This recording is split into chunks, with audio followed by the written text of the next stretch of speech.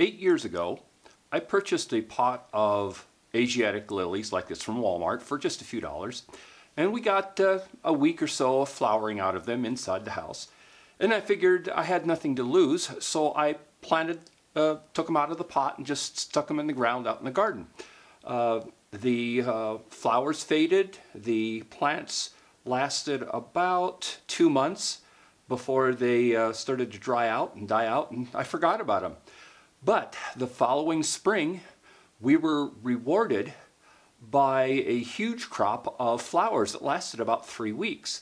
The number of bulbs evidently had more than doubled, and that gave me the idea of every year digging them up and replanting them to see how I could multiply them and eventually build up to a bed.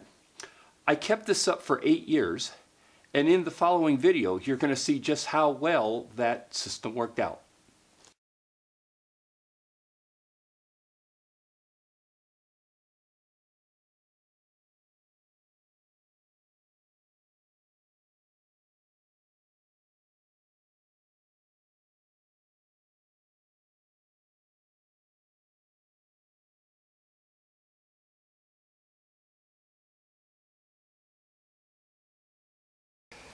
Life starts off modestly in the lily bed in late March with the appearance of small, barely 1-inch tall shoots forming from the main bulbs. Their dark coloration is actually a survival trait. Because they come up late, the likelihood in nature is that they would be overshadowed by other plants that germinated earlier. The dark coloration allows them to pick up infrared radiation and dark red radiation from the sun, which filters through the green leaves of any overgrowth.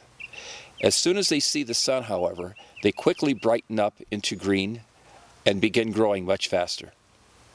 Here we are 2 weeks later, and it's shot up quite a bit, turned green, and at this stage they start growing so fast you want to be careful about standing too close or they'll knock you over. I think they look like the tops of small pineapples when they're this age. Here we are 3 weeks later. It is the 4th of May, and as you can see, the lilies have shot up and are even showing the first buds. At this stage, I always think they look like a feather duster. Another 2 weeks, we should have our first flowers. It's May 22nd, and our first lily buds are starting to color up. Just a few days more and we'll have open blossoms. The first blooms opened on May 25th, and we have half a dozen scattered throughout the bed. They'll continue to increase in numbers, hitting their peak around May 31st. What's interesting is that this peak bloom period seems to be the same regardless of weather. For example, this year we've had 3 weeks of extremely cool weather, and the blooms are on the same schedule as last year, where May was extremely hot the entire month. It's now the 1st of June, and the lily bed is at its peak.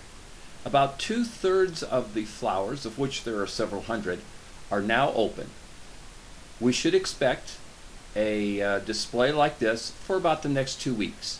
Each flower lasts an average of 10 days, depending on the temperature.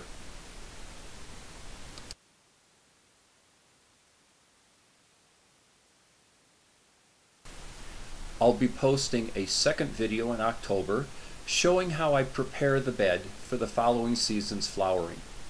Thank you for watching this video. I hope you enjoyed it.